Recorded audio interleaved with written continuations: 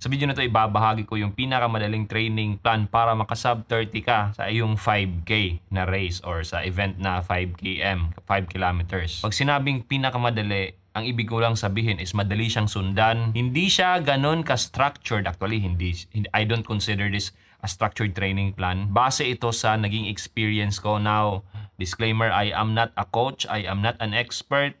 Itong mga to, ibabahagi ko is base na rin sa aking natutunan at base sa aking sariling experience. Now, to give you context, ang first ever race event na sinalihan ko noong June, I think June 15 yon, kung di ako nagkakamali, 6K, 6 kilometer.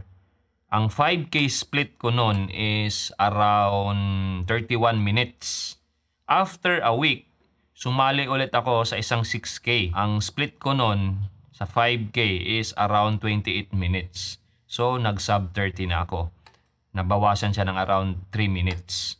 Now, ang training ko pa lang nun, yung legit na training, low heart rate, yung zone 2 training, nagsimula lang ako ng June 1, 2024. So, wala pa siyang isang buwan. Although, meron na akong pabugsubugso, trip-trip lang na mga takbo. Nagsimula siya ng March.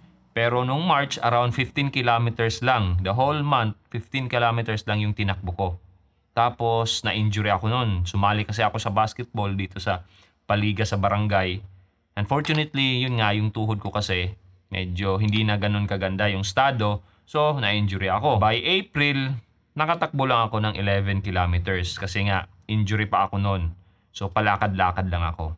Now, by May, tumaas or naging mahaba-haba yung mileage ko around 42 kilometers. Pero hindi pa rin ganun ka-consistent yung mga training ko. Actually, I don't consider it training kasi yun nga, trip-trip lang. Kasi kung matagal ka nang nakasubaybay sa channel ko, alam nyo na I've been walking since 2022 pa or around 2021, December of 2021 hanggang March of 2024. Walking talaga yung pinaka-exercise ko noon aside sa mga bodyweight exercises na basic lang naman din. At yung 3 buwan na yon, yung mindset ko doon is talagang no pain, no gain. Kaya yung mga takbo ko, parang pabugso-bugso lang, hindi talaga regular kasi after ng isang takbo, siguro makatakbo ako ng 5 kilometers, ilang araw din akong hindi tatakbo kasi madidrain ka talaga or mararamdaman mo talaga yung pain.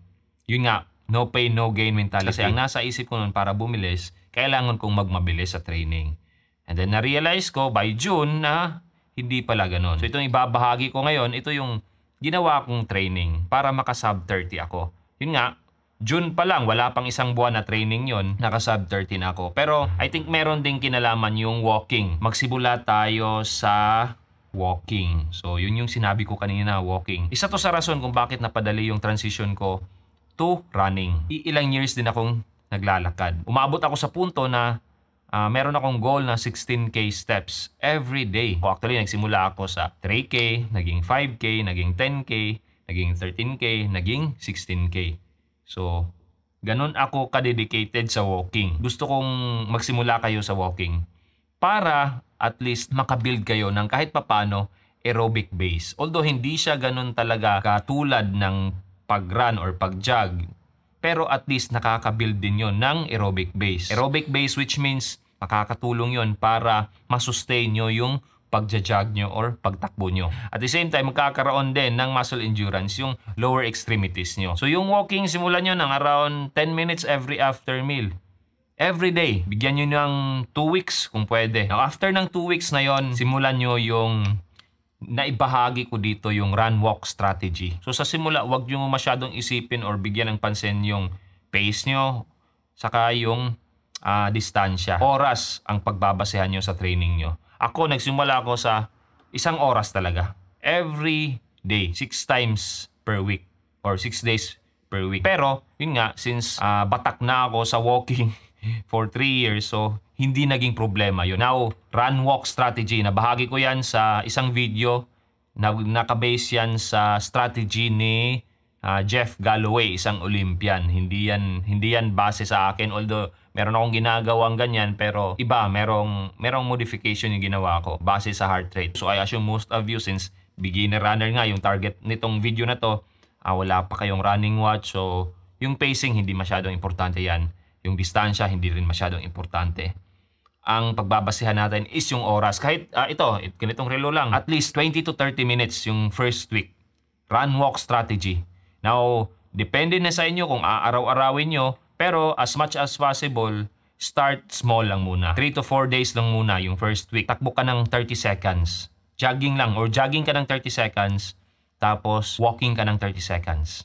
So, ganun lang, interval. 30 seconds run or jogging, tapos 30 seconds walk. Huwag mong masyadong bilisan. Bagalan mo lang. Huwag kang mahiya na mayroong magtitinginan sa'yo na mabagal ka. Natural lang yan. Magsisimula talaga tayo sa ganyan. Ako nga, yung nagsimula ako, 10 minutes per kilometer yung pace ko. Tapos yung 3 araw, mag-walking ka pa rin. Maintain pa rin yung walking. At least 10 minutes every after meal. Tapos maglaan ka ng at least 2 araw to train or mag-strength training ka sa lower extremities mo. Kahit tig-iisang set lang per day. Yung set ko nga, 5 to 10 reps lang. 5 to 10 repetition lang. So, ganun lang talaga ka-light. Kasi ang mindset ko or dito sa channel ko, ang talagang pinopromote ko is consistency, not intensity. Kasi ang pinaka-aim ko dito is not to be really competitive sa running, kundi mag-improve lang. Andun yung iniisip ko na longevity sa sport. Bigger picture yung tinitingnan ko. Hindi lang gusto kong mag-compete ngayong susunod na buwan. Hindi lang ganun. Gusto kong tumakbo hanggang pwede pa, hanggang meron pang daan, hanggang buhay pa ako. So, yun yung nasa isip ko. Kaya, kahit 1% lang na improvement every day, kontento na ako. At least, meron akong improvement at least, hindi ako na-injury. Isa din yun sa priority ko. Ayaw kong ma-injury kasi alam ko yung hirap ng ma-injury tayo. Alam ko kasi nakailang beses na akong ma-injury sa tuhod. After ng first week, second week, ganun pa rin. Pero you might want to increase yung load nyo ng kahit papano konti. Pinaka-maximum yan dyan, 10%. Mabagal pa rin. Now kung pwede naman or kung kaya na ng katawan nyo, gawin yung 1 minute, 1 minute. Tingnan nyo yung run walk strategy na video na ginawa ko by Jeff Galloway or inspired by Jeff Galloway. Malalaman nyo yung yung program or yung basic na program ni Jeff Galloway. Yung iisang run nyo, kunwari, sabihin na natin, Monday, Wednesday, tapos Friday, tapos Sunday yung run nyo sa 4 na araw. Kunyari, ganyan yung program nyo. Yung Sunday nyo, gawin yung long run. Pero run walk strategy pa rin.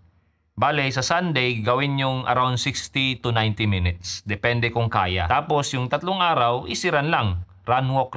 Around 3rd or 4th week, try nyong mag-introduce ng strides. Bale, yung strides naman, yun yung burst of around 8 to 10 seconds na binibilisan nyo around 90% ng effort na kaya nyo sa running. Kung baga, kung tumatakbo kayo ng 1 oras, sa last kilometer or around 10 minutes, last 10 minutes, ang ginagawa ko, nag-e-stride ako para matrain nyo yung sarili nyo kung paano ba magmabilis.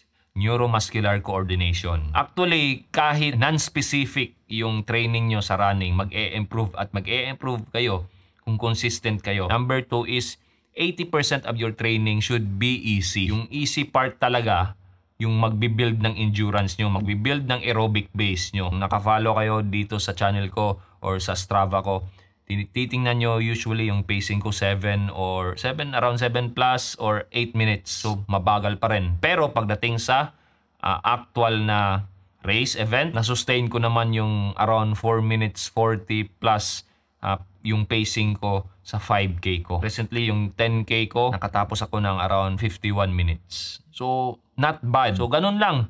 Introduce slowly yung strides, tapos progressive overload. Every week, mag-i-increase ka ng load mo ng around 10%. So, ganun lang. Simpleng-simple lang. Now, kung bakit sinabi ko na madaling sundan itong training plan na to, kasi yun nga, hindi naman siya structured. Napakadali lang kasi mostly naman, easy run lang. Tapos, yun nga, easy run plus strides. Kung meron namang uphill yung lugar nyo, mas mainam yun. Mas makakatulong yun kung dun sa uphill kayo mag-stride or bibilisan or mag-burst ng 8 to 10 seconds. Now, hindi ako magbibigay ng specific time period kung kailan kayo makaka-achieve ng sub 30 nyo.